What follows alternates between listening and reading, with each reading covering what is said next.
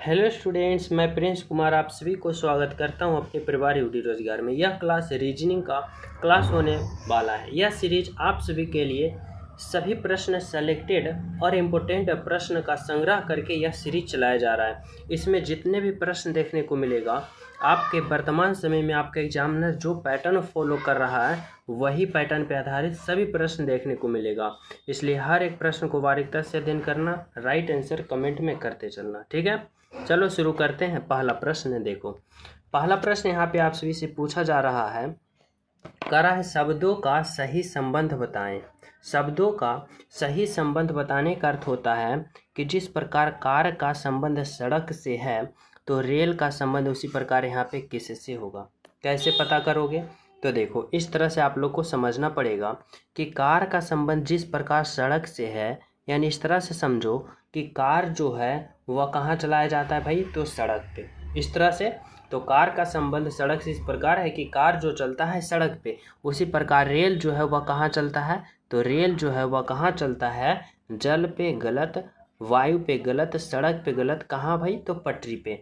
यानी right answer होगा, बोले तो ऑप्शन नंबर 4 इज द बिल्कुल राइट आंसर। ठीक है, तो चले नेक्स्ट पे। तो देखो समझना, 2 नंबर का प्रश्न क्या कर रहा है। 2 नंबर का प्रश्न है, आलस्य है, चिंता है, शक्ति है।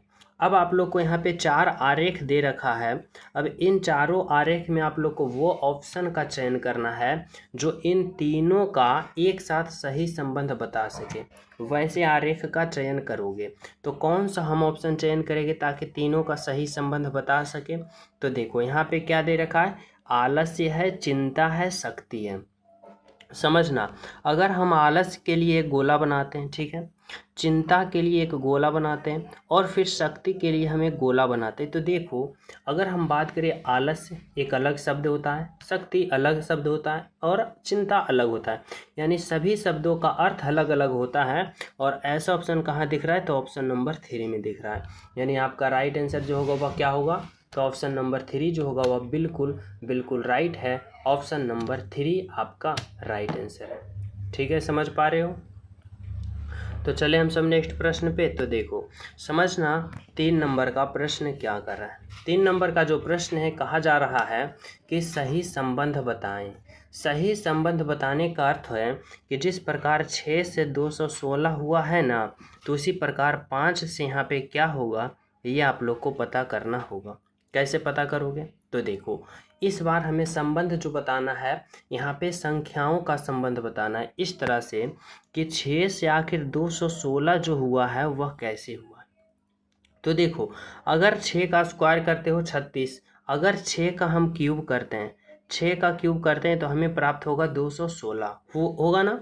अब उसी प्रकार अगर हम 5 का स्क्वायर करेंगे तो 25 प्राप्त होगा, लेकिन स्क्वायर नहीं करना, हमें क्या करना है, तो 5 का क्यूब। और 5 का क्यूब सभी विद्यार्थी को पता है क्या होता है, तो 125 यानी 125। और 125 देखो ऑप्शन नंबर 1 में है आपका right answer. Option number A is the बिल्कुल बिल्कुल राइट आंसर। ठीक है, समझ पा रहे हो? तो चले नेक्स्ट प्रश्न पे। तो देखो समझना, 4 नंबर का प्रश्न जो है वह क्या कर रहा है। 4 नंबर का प्रश्न में पूछा जा रहा है कि यदि v बराबर 44 है, FAT बराबर 54 है, तो LATE का कोड क्या होगा। देखो सबसे पहले यहाँ पे ये समझो कि यह प्रश्न कोडिंग डिकोडिंग का, यानी v का कोडवर्ड हमें 44 पता करना है कि v का कोडवर्ड जो है वह 44 यानी 44 आया, तो आया कैसे। ठीक है, यही पता करना है ना। तो देखो 44 पता करने के लिए हमें ये सोचना पहले पड़ेगा कि आखिर v से 44 आया कैसे। तो इसके लिए हम इसका अल्फ़ाबेट पोजीशन की बात करेंगे। जैसे कि देखो, अगर हम v का अल्फ़ाबेट पोजीशन की बात करें तो v का कितना होता है, वास्तव में अल्फ़ाबेट पोजीशन 22 होता है, 22 होता है। लेकिन यहाँ पे 44 लिखा, तो 22 से 44 लिखने के लिए गुना का 2 किया।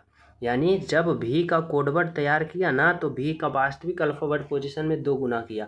अब उसी प्रकार जब हम इतना का कोडवर्ड तैयार करेंगे तो सभी का अल्फ़ाबेट पोजीशन में 2 गुना करेंगे और देखो सभी को एक साथ मिला दिया, यानी सभी को फिर जोड़ देंगे। तो देखो यहाँ पे क्या है, तो FAT है। ठीक है, यहाँ पे क्या है, F है, फिर क्या है, A है और फिर क्या है, T है। अब हमें क्या करना है, फैट है तो इस फैट के सभी का अल्फ़ाबेट पोजीशन को दुगना करके जोड़ देना है। तो देखो एफ का 6 होता है और 6 का 2 गुना 12, ए का 1 होता है, ए का 2 गुना 2 होता है, और टी का कितना होता है, यहाँ पे 2 होगा, और टी का कितना होता है 20, और 20 का 2 गुना कितना होता है, तो 20 दूना का 40। अब सभी को जोड़ो, देखो हमें 54 आना चाहिए। तो देखो 12 प्लस का 2 करेंगे 14, और 14 प्लस का 40 करेंगे तो कितना आएगा, तो 54 आएगा, यानी 54 आएगा। आया यहाँ पे 54 आ गया ना। अब वही तरीका फॉलो करके इसमें हमें राइट आंसर का पता करना है। तो देखो अगर हम बात करते हैं एल का वास्तविक अल्फ़ाबेट पोजीशन 12 होता है। 12 में जब 2 का गुना करोगे तो 12 दूना का 24 आएगा। कितना आएगा, 24 प्लस का। फिर देखो ए का 1, तो 1 में 2 गुना करोगे तो 2 आएगा, प्लस टी का कितना होता है 20, 20 का 2 गुना 40 होगा, और फिर यहाँ पे क्या है, तो यहाँ पे ई का कितना होता है 5, और 5 का 2 गुना 10 होगा। अब आप लोग क्या करो, तो सभी को जोड़ दो। तो देखो 40 10 50, और 50 और 2 कितना होगा 52, और 52 और 24 कितना होगा, तो 52 और 24 यहाँ पे हो जाएगा 76, यानी 66। अब 66 देखो कौन सा ऑप्शन में है, तो ऑप्शन नंबर यहाँ पे 1 में है, जो कि क्या है, तो आपका राइट आंसर है option number A is the बिल्कुल बिल्कुल राइट आंसर। ठीक है, समझ पा रहे हो। तो चले नेक्स्ट पे। तो देखो समझना यहाँ पे 5 नंबर का प्रश्न क्या कर रहा है आप सभी से। यहाँ पे आप सभी से पूछा जा रहा है कि निम्नलिखित 4 शब्दों में से 3 युग्म किसी प्रकार एक समान है और एक युग्म असमान है। असमान युग्म का चयन करें। यहाँ पे आप लोग का 4 ऑप्शन है, बांग्लादेश का टका, दक्षिण कोरिया का रुपया, और रूस का रूबल, और मलेशिया का रिटिंग। अब बताओ इन 4 ऑप्शन में कौन सा यहाँ पे जो है 3 ऑप्शन एक समान है लेकिन एक असमान है, और असमान का चयन करो। कैसे पता करोगे, तो देखो अगर हम बात करते हैं यहाँ पे इस तरह से कि बांग्लादेश की मुद्रा का नाम क्या है भाई, टका, रूस की मुद्रा का नाम क्या है, रूबल, और मलेशिया का मुद्रा का नाम रिटिंग है। लेकिन बात करते हैं दक्षिण कोरिया का, तो दक्षिण कोरिया का मुद्रा का नाम रुपया नहीं है, यानी सबसे असंगत बोले तो कौन होगा, ऑप्शन नंबर 2 होगा, जो आपका यहाँ से राइट आंसर निकल रहा है। ऑप्शन नंबर 2 इज द बिल्कुल बिल्कुल राइट आंसर। ठीक है, समझ पा रहे हो। तो चले नेक्स्ट पे। और सभी प्रिय स्टूडेंट क्लास को लाइक कर देना, ज़्यादा से ज़्यादा शेयर करना, जो न्यू हो तो चैनल सब्सक्राइब करके बेल आइकन प्रेस कर देना, ताकि सभी क्लास का अपडेट आप सभी के पास मिलता रहे। ठीक है, चलो देखो 6 नंबर का प्रश्न समझना क्या कर रहा है। 6 नंबर का प्रश्न जो है कर रहा है लुप्त संख्या ज्ञात करें, यानी मिसिंग नंबर बताना है कि इस वाट के जगह पे जो होगा ना वह आखिर क्या होगा। कैसे पता करोगे, तो हमें इस तरह से सोचना है कि जिस प्रकार यहाँ पे 38 आया, जिस प्रकार यहाँ पे 15 आया, तो उसी प्रकार यहाँ पे भी हमारा राइट आंसर आना चाहिए ना। तो इसके लिए हमें पहले ये समझना होगा कि 3 और 4 को आपस में क्या रिलेशन बनाए कि हमें 15 आ जाए। तो देखो 3 और 4 से हमें रिलेशन बनाना है। अगर हम 3 और 4 को क्या करते हैं, तो 3 और 4 को हम गुना करते हैं, यानी पहली संख्या और तीसरी संख्या को गुना करते हैं, तो 3 गुने का 4 कितना होगा, 12 होगा। लेकिन चाहिए हमें 15, तो इसमें अपने मन से हम प्लस का 3 करते हैं, तो देखो 15 आ गया। अब उसी प्रकार 7 और 5 को क्या करते हैं, गुना करते हैं, यानी पहली संख्या गुने का तीसरी संख्या करते हैं, तो 7 गुने का 5 कितना होगा, 35 हुआ। लेकिन हमें चाहिए 38, तो 35 में प्लस का 3 करेंगे, 35 प्लस का 3 कितना होगा, 38 हो गया। अब वही रूल फॉलो इसमें करना है, यानी पहली संख्या और गुने तीसरी संख्या करना है, तो 3 गुने का 5 करना है, तो 3 गुने का 5 कितना होगा, 15। और हमें क्या करना है, तो अपने मन से 3 को क्या कर देना है, तो 3 को यहाँ पे जोड़ देना है। तो 15 प्लस का 3 करेंगे, तो 15 प्लस का 3 कितना हो जाएगा, तो 18। और यानी यहाँ पे हमारा राइट आंसर 18 होगा, जो कि ऑप्शन नंबर 1 में दिया गया है, जो कि क्या है, तो बिल्कुल बिल्कुल सही है, बिल्कुल सत्य है आपका right answer option number A. समझ पा रहे हो। तो चलिए हम सब नेक्स्ट प्रश्न पे। तो देखो 7 नंबर का प्रश्न आप लोग समझना, आप सभी से क्या पूछा जा रहा है। यहाँ पे पूछा जा रहा है कि यदि संख्या 3 पासे के निचले फलक पर है तो ऊपरी फलक पे कौन सी संख्या दिखाई देगी। यानी यह जो प्रश्न है डाइस वाला है, पासा वाला है। और इसको आप लोग को समझना पड़ेगा कि पूछा जा रहा है विपरीत, यानी 3 को बताना है। अगर 3 जो है ना पासे के निचले फलक पे तो ऊपरी फलक पे, यानी इस तरह से समझो कि 3 का विपरीत फलक आप लोग को पता करना है। और जब विपरीत फलक हमें पता करना होता है तो क्या करते हैं, तो किसी भी 2 पासे लेते हैं, यानी 2 पासा यहाँ पे दिया गया। अब इन 2 पासों में हम लोग कॉमन स्थिति को पता करते हैं। अब कॉमन स्थिति की बात करें तो देखो यहाँ पे 1 है, यहाँ पे 1 है। अब जो 2 पासा में कॉमन स्थिति अगर एक कॉमन स्थिति होता है तो हम घड़ी की दिशा में क्लॉकवाइज चलते हैं, यानी 4 से घड़ी की दिशा में क्लॉकवाइज 1 से चलेंगे 4 पे और इस 1 से चलेंगे 6 पे, यानी घड़ी की दिशा में क्लॉकवाइज। ठीक है। अब हमें क्या करना होता है, तो अब हम इस तरह से समझते हैं कि पहले पासा में देखो कहाँ से स्टार्ट किए हो, 1 से, कहाँ पे आए हो 5 पे, फिर कहाँ पे आए हो तो 4 पे। ठीक है।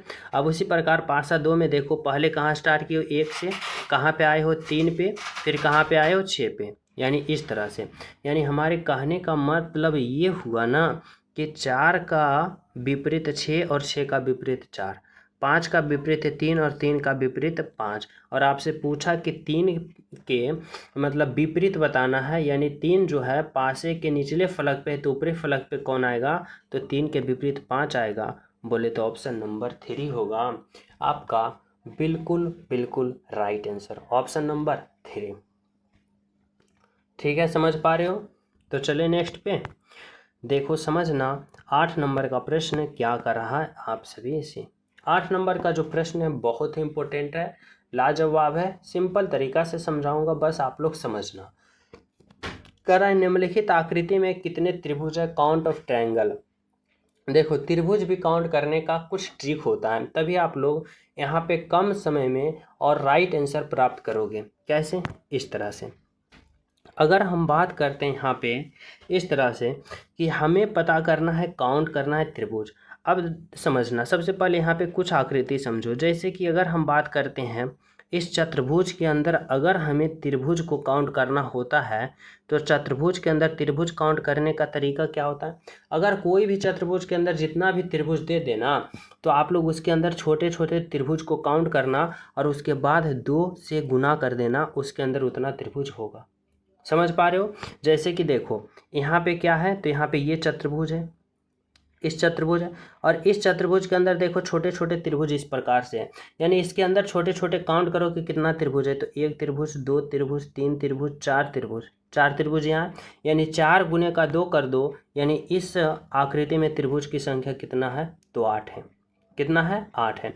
अब जस्ट इसका कॉपी देखो यहाँ है, तो यहाँ पे भी 8 त्रिभुज होगा। ठीक हुआ ना, 8 त्रिभुज यहाँ पे। और देखो कहाँ पे बन रहा है, अब जब आप लोग ने इन दोनों त्रिभुज को एक साथ, यहाँ पे दोनों चतुर्भुज को देखो एक साथ जोड़ दिए हो इस तरह से, तो यहाँ पे भी 2 त्रिभुज का निर्माण होगा। कैसे? तो देखो एक त्रिभुज यहाँ से ये बनेगा और एक त्रिभुज जस्ट इसके नीचे यहाँ से यहाँ बनेगा, यानी 8 8 16 त्रिभुज यहाँ पे हो गया और 1 1 2 त्रिभुज यहाँ पे हो गया। और कोई तरीका से यहाँ पे त्रिभुज बन रहा है? बोलोगे नहीं। अब बन रहा है जो ऊपर में, यानी कहाँ बन रहा है, तो देखो यहाँ पे, कहाँ पे, यहाँ पे। अब इस आकृति में त्रिभुज की संख्या काउंट करोगे तो यहाँ पे कितना त्रिभुज है, तो देखो इस तरह से यहाँ पे समझना, ऐसे आकृति है, इस तरह से आकृति, इस तरह से समझो, इस तरह से आकृति है। यानी यहाँ पे क्या है ना कि देखो एक त्रिभुज तो इस तरफ हो गया, एक त्रिभुज देखो इस तरफ हो गया, और एक ये बड़ा वाला, यानी ऐसे वाले आकृति में 3 त्रिभुज है।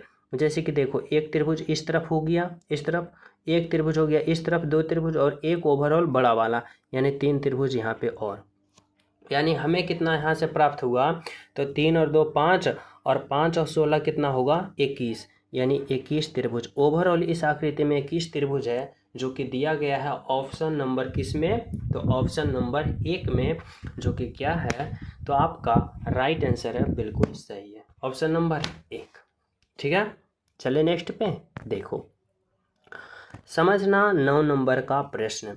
देखने में बहुत बड़ा लग रहा होगा ये प्रश्न, लेकिन बहुत ही सिंपल है। 5 सेकंड में सॉल्व करोगे। समझो, कह रहा है कि श्रृंखला को पूर्ण करें। ये श्रृंखला को हमें पूर्ण करना है, तो ऐसे वाले प्रश्न को जितना भी लंबा चौड़ा दे दे कोई मतलब नहीं है। बस सिंपल सा पहला रूल ये फॉलो करना है कि पहले आप लोग काउंट करो यहाँ पे अल्फ़ा वर्ड की संख्या कितना है। जैसे 1 2 3 4 5 6 7 8 9 10 11 12 13 14 15 16 17 18 19 20, यानी टोटल अल्फ़ा वर्ड की संख्या कितना है? 20 है। अब इस 20 को आप लोग गुणनखंड की तरह लिखो। कैसे लिखोगे? 5 गुने का 4, 5 चौका 20, या फिर 2 गुने का 10। और कोई तरीका है इसको लिखने का? नहीं ना। यानी हमारे कहने का मतलब ये है ना, या तो आप लोग 5-5 के खंड बनाओ या 2-2 का। तो चलो हम 5-5 का खंड बनाते हैं, यानी 2 2 4 1 5। ठीक, फिर देखो 2 2 4 1 5, 2 2 4 1 5 और 2 2 4 और 1 5, 5-5 का खंड बना दिया। अब आप लोग को यहाँ पे फिलअप करना है कुछ इस तरीक़ा से। देखो, अगर हम बात करते हैं पहले वाले घर में, तो देखो हमें क्या करना है, तो यहाँ पे दूसरी और तीसरी स्थान को फिलअप करना है। अब यहाँ पे दूसरी और तीसरी स्थान को फिलअप करना है, तो देखो किस में दूसरी और तीसरी फिलअप हुआ है। तो देखो इस वाले घर में दूसरी वाले पे क्या है? ई है, तो यहाँ पे दूसरी पे ई होगा, यानी एन ई हो गया। अब तीसरी वाली को देखो किस वाले घर में तीसरी है, तो देखो इस वाले घर में यहाँ तीसरी पे सी है, यानी आप लोग यहाँ पे क्या भरो? तो सी भरो। देखो NECKL, फिर देखो यहाँ पे एन होगा, फिर यहाँ पे क्या होगा? ई होगा, ई होगा ना, फिर सी है, के है, एल है, फिर यहाँ पे क्या होगा? तो यहाँ पे एन होगा, यहाँ पे एन होगा, फिर NEC, फिर यहाँ पे क्या होगा? के होगा और एल होगा, NECKL। देखो सभी में पूर्ण रूप से फिलअप हो गया। यानी यहाँ पे आप लोग क्या क्या भरे हो, तो यहाँ पे देखो ई भरे हो, सी भरे हो, फिर एन भरे हो, फिर ई भरे हो, उसके बाद फिर यहाँ पे क्या है? एन है, फिर यहाँ पे के है, फिर यहाँ पे सी है और एल है। अब देखो कौन सा ऑप्शन में ऐसा है, तो देखो अंत में एल है, और अंत में एल देखो ऑप्शन नंबर डी में है, यानी जो कि आपका राइट आंसर क्या होगा? तो ऑप्शन नंबर बिल्कुल बिल्कुल सही होगा। Option number D is the बिल्कुल राइट आंसर। तो किस तरह से आप लोग ऐसे वाले प्रश्न को भी आप लोग वहाँ 5-7 सेकेंड में आप लोग सोल्व करोगे इस तरह से। ठीक है, चलो देखो 10 नंबर का प्रश्न आप लोग समझना। यहाँ पे क्या पूछ रहा है? यहाँ पे आप सभी से कहा जा रहा है कि निम्नलिखित श्रृंखला में प्रश्न चिन्ह के जगह पे आने वाले अक्षर का चयन करें। यहाँ पे देखो बताना इस भाट के जगह पे क्या होगा। पहले समझो, यह जो प्रश्न है ना सीरीज वाले हैं, यानी किसका सीरीज है? तो अल्फ़ा वर्ड का। अब बताओ कि इस भाट के जगह जो होगा वह क्या होगा। हम सबसे पहले सीरीज वाले प्रश्न जो होता है अल्फ़ा वर्ड से, तो इसका अल्फ़ा वर्ड पोजीशन लिखते हैं। जैसे बाई का कितना होता है? 25 होता है, आर का कितना होता है? 18 होता है, एल का कितना होता है? 12 होता है, जी का 7 होता है और जेड का 26 होता है। ठीक है, अब हमें इस भाट के जगह को पता करना है कि क्या होगा। कैसे पता करेंगे? सिंपल सा, हम यहाँ पे लॉजिक लगाना शुरू करेंगे। देखो अगर हम बात करते हैं 22 से, तो आर पे गया, यानी 25 से 18 पे गया, तो यहाँ पे क्या हुआ? तो माइनस का यहाँ पे कितना हुआ? तो -7 का, यानी -7 हुआ, यानी 25 में 7 घटा तो 18 हुआ। ठीक है, अब उसी प्रकार देखो 18 से कहाँ पे गया भाई? 12 पे, यानी 18 से 12 पे गया, तो यहाँ पे कितना हुआ? -6 हुआ। ठीक है, फिर देखो 12 से 7 पे गया, 12 से 7 पे गया, -5 हुआ। फिर देखो जब हम यहाँ पे राइट आंसर पता करेंगे, तो पहले सीरीज देखो, -7 -6 -5, तो इस बार हम -4 करेंगे, -4 करेंगे। अब 7 में जब 4 घटा देंगे, हमें प्राप्त होगा 3, और 3 जो अल्फ़ाबेट पोजीशन होता है सी का, जो कि ऑप्शन नंबर 4 में है, आपका राइट आंसर बिल्कुल बिल्कुल सही, बिल्कुल सत्य। ठीक है, समझ पा रहे हो? Option number 4। तो चलिए नेक्स्ट पे देखो, समझना यहाँ पे क्या कर रहा है 11 नंबर का प्रश्न। ठीक है, देखो अगर हम बात करें यहाँ पे, तो यहाँ पे दिया गया है कि उस समुच्चय का चयन करें जिसमें संख्या उसी तरह आपस में संबंधित है जिस प्रकार नीचे वाले संबंध है। यानी हमें इतना में बताना है कि जो लॉजिक लगा है ना, वही लॉजिक कौन सा ऑप्शन में लगा है, ये पता करना होगा। कैसे हम पता करेंगे? तो देखो, सबसे पहले आप लोग को यहाँ समझना होगा कि 12, 16, 28 में क्या रिलेशन है। अगर आप लोग यहाँ पे इस तरह से देखते हो कि 12 और 16 को अगर हम जोड़ते हैं तो 12 और 16 को जोड़ने पे हमें क्या प्राप्त हो रहा है? 12 और 16 को जोड़ने पे हमें ये प्राप्त हो रहा है कि देखो 6 और 2 कितना होगा? 8 होगा, और 1 1 2 होगा, यानी 28 आ रहा है। बोलोगे जी 18, 28 आ रहा है। यानी पहली संख्या प्लस दूसरी संख्या करोगे तो तीसरी संख्या आ रहा है ना। अब उसी प्रकार देखो, अगर हम 18 और 24 को जोड़ते हैं तो 8 और 4 12 का 2, बाकी 1 2 1 3 1 4, यानी तीसरी संख्या 42 आ रहा है, जो कि ऑप्शन नंबर 1 में ही है। बाकी क्या है? तो ये सब क्या है? गलत है। यानी आपका राइट आंसर बिल्कुल बिल्कुल ऑप्शन नंबर 1 है, बिल्कुल सत्य। ठीक है, समझ रहे हो? तो चले नेक्स्ट प्रश्न पे। तो देखो समझना, 12 नंबर का प्रश्न क्या करा, यदि प्लस का अर्थ घटाव है, घटाव का अर्थ गुना है, गुना का अर्थ भाग है, भाग का जोड़ है, तो इतना का मान क्या होगा? कैसे करोगे?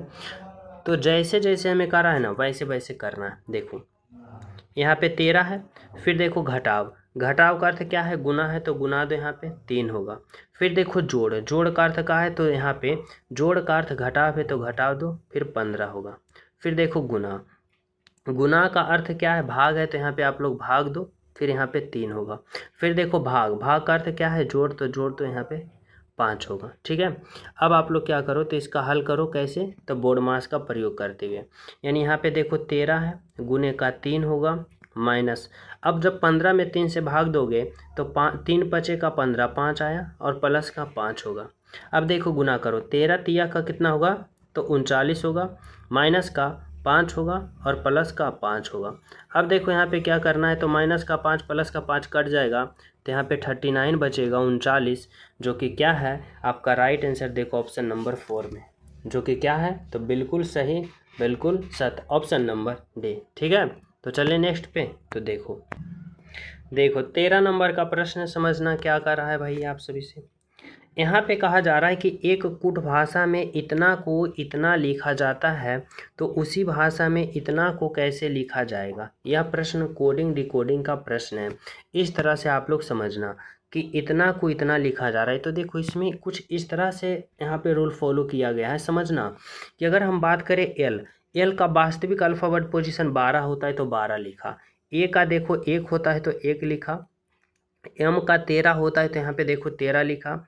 आई का 9 होता है, 9 लिखा। एन का 14 होता है, ए का 1 होता है, टी का 20 होता है, और ई का 5 होता है, तो यहाँ पे 5 लिखा।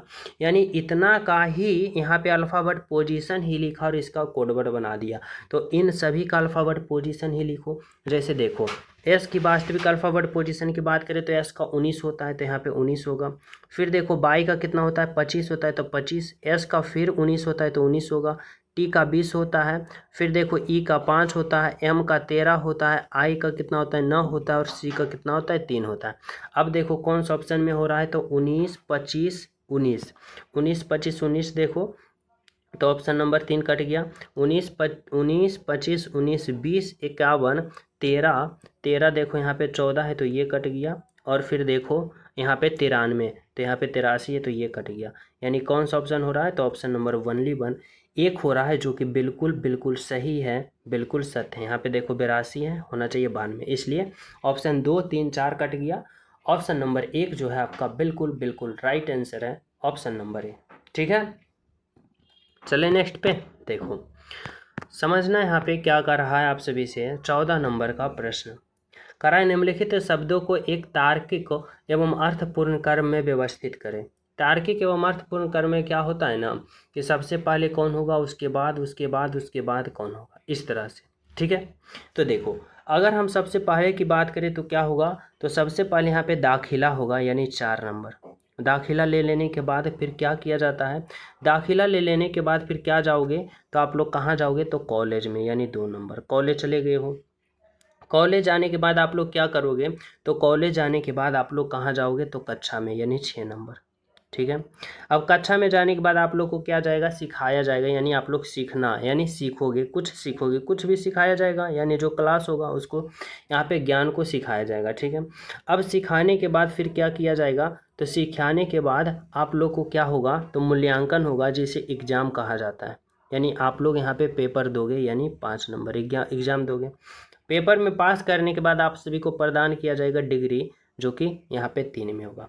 अब बताओ कि 426,153 देखो ऑप्शन नंबर 3 में है, यानी राइट आंसर आपका क्या निकल के आया, ऑप्शन नंबर 3 इज द बिल्कुल राइट आंसर। ठीक है, तो चले नेक्स्ट पे। देखो समझना 15 नंबर का प्रश्न। 15 नंबर का जो प्रश्न दिया गया है, यहाँ से पूछा जा रहा है आप सभी से, रिक्त स्थान को पूर्ति करें। यानी कहाँ पे रिक्त स्थान है, तो यहाँ पे, और यहाँ पे बताना है कि आखिर जो होगा वह क्या होगा। तो इसके लिए आप लोग जैसे यहाँ पे देखो 2 जिस प्रकार आया, 10 आया, 18 आया और 17 आया और 8 आया जिस प्रकार, तो उसी प्रकार यहाँ पे आपका राइट आंसर भी आएगा ना, बिल्कुल। और यहाँ पे भी आप लोग को पता करना है, यानी इस 2 जगह हमें पता करना है। तो देखो यहाँ पे क्या किया है ना कि देखो बी का जो अल्फ़ाबेट पोजीशन होता है 2 होता है और यहाँ पे 2 लिखा, जे का अल्फ़ाबेट पोजीशन 10 होता है 10 लिखा, क्यू का अल्फ़ाबेट पोजीशन 17 होता है 17 लिखा, और ई का अल्फ़ाबेट पोजीशन 5 होता है तो यहाँ पे 5 लिखेगा, और 8 जो होता है वह एच का अल्फ़ाबेट पोजीशन होता है। देखो मैं यहाँ पे लिख देता हूँ कि ई का अल्फ़ाबेट पोजीशन जो होता है 5 होता है, और एच का 8 का जो अल्फ़ाबेट पोजीशन होता है जो एच होता है, यानी 5 और एच देखो ऑप्शन नंबर डी में है। यानी राइट आंसर जो होगा वह क्या होगा, तो 5 होगा और एच होगा, बिल्कुल आपका राइट आंसर है ऑप्शन नंबर डी। ठीक है, तो चलिए नेक्स्ट पे। देखो 16 नंबर का प्रश्न समझना। कह रहा है दिए गए विकल्पों में से वह शब्द चुनिए जो दिए गए शब्दों के अक्षरों का प्रयोग करके नहीं बनाया जा सकता है। यानी इतना का प्रयोग करके कौन सा ऑप्शन जो है वह नहीं बनाया जा सकता है, तो चलो चेक करते हैं। देखो एक में देखो MAN, M है, A है, N है, यानी ऑप्शन नंबर 1 बनाया जा सकता है। ऑप्शन नंबर 2 देखो STICK, देखो S है, T है, I है, C है, K, देखो इसमें K कहीं भी नहीं है, यानी क्या होगा, तो ऑप्शन नंबर 2 नहीं बनाया जा सकता है, और जो नहीं बनाया जा सकता है वही आपका तो राइट आंसर होगा। यानी ऑप्शन नंबर 2 जो होगा बिल्कुल सही, बिल्कुल सत्य। ठीक है, समझ रहे हो। तो चले नेक्स्ट पे। और क्लास को जो लाइक नहीं किए वो सभी प्रिय स्टूडेंट क्लास को लाइक कर दो और चैनल सब्सक्राइब कर लेना। ठीक है, देखो 17 नंबर का प्रश्न समझो। कह रहा है जिस प्रकार अच्छा का संबंध बुरा से है तो उसी प्रकार सद्गुण का संबंध किससे होगा। देखो यहाँ पे जो प्रश्न है ना, यह प्रश्न विपरीतार्थक शब्द है, बोले तो उल्टा शब्द है। इस प्रकार से समझो कि अच्छा जिसे हम गुड कहते हैं, बुरा जिसे हम बैड कहते हैं, यानी अच्छा का और बुरा का ये संबंध है कि एक दूसरे का विपरीत शब्द है।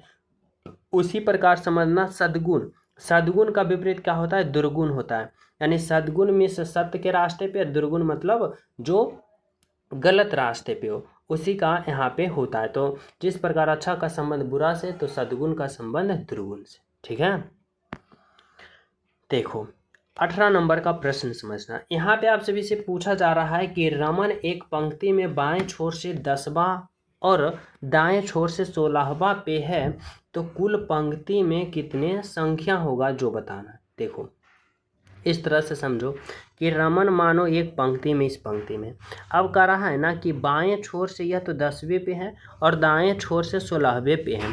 अब आप लोग को बताना है कि इस पंक्ति में टोटल और टोटल जो है स्टूडेंटों, यहाँ पे टोटल और टोटल कुल संख्या क्या होगा जो आप लोग को बताना है। तो एस का एक ट्रिक होता है, क्या होता है कि टोटल स्टूडेंट बराबर क्या होता है ना, लेफ्ट का प्लस का राइट होता है और माइनस का 1 होता है। अब हमें टोटल स्टूडेंट पता करना है, क्या करना है, टोटल स्टूडेंट पता करना है। तो क्या होगा, लेफ्ट और राइट 10 और 16 को जोड़ो, 10 और 16 को जोड़ोगे कितना होगा, तो 26 होगा, और 26 में माइनस का 1 करोगे, यानी टोटल स्टूडेंट बराबर 25 होगा, जो कि ऑप्शन नंबर बी में दिया गया है। बिल्कुल सही, बिल्कुल सत्य ऑप्शन नंबर पे।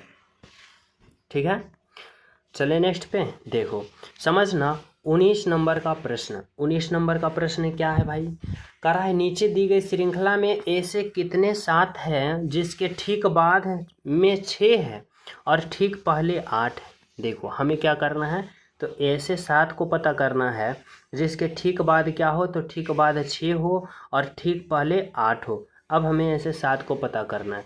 तो देखो एक साथ यहाँ पे पहले क्या है, तो यहाँ पे पहले 8 है बाद में 6, यह सही है। फिर यहाँ पे देखो एक साथ है, पहले 8 है लेकिन यहाँ पे 6 नहीं है, ये गलत। देखो 7 है, पहले 8 होना चाहिए, ये भी गलत। 7 है, पहले 8 होना चाहिए, ये भी गलत। पहले 7 है, यहाँ पे 7 है, पहले 8 होना चाहिए, 8 है और फिर बाद में यहाँ पे क्या होना चाहिए, तो 6, ये भी बिल्कुल सही है। यहाँ पे 7 है, ये गलत। तो हमें ऐसे कितने 7 मिला, तो एक साथ यहाँ पे और एक साथ यहाँ पे, यानी 2 7, 2 7 जो ऑप्शन नंबर 4 में, यानी आपका राइट आंसर जो होगा ऑप्शन नंबर 4 इसका बिल्कुल बिल्कुल राइट आंसर, बिल्कुल सही आंसर ऑप्शन नंबर 4। ठीक है, समझ पा रहे हो। तो चलिए हम सब नेक्स्ट प्रश्न पे। तो देखो समझना, यहाँ पे क्या कर रहा है आप सभी से 20 नंबर का प्रश्न, और यह जो 20 नंबर का प्रश्न है ना, आप सभी को होमवर्क के रूप में देना चाहता हूँ। दर्पण प्रतिबिंब बताना है कि इसका जो मिरर इमेज होगा क्या होगा। सभी विद्यार्थी इस प्रश्न का राइट आंसर कमेंट में बताना कि इस प्रश्न का राइट आंसर जो होगा वह क्या होगा। ठीक है, और जो न्यू हो चैनल सब्सक्राइब करके बेल आइकन प्रेस कर देना ताकि सभी क्लास का अपडेट आप सभी के पास मिलता रहे। क्लास को लाइक कर देना और प्यारा सा कमेंट जरूर करना। मिलते हैं नेक्स्ट क्लास में, जब तक सभी को हमारे तरफ से जय हिंद।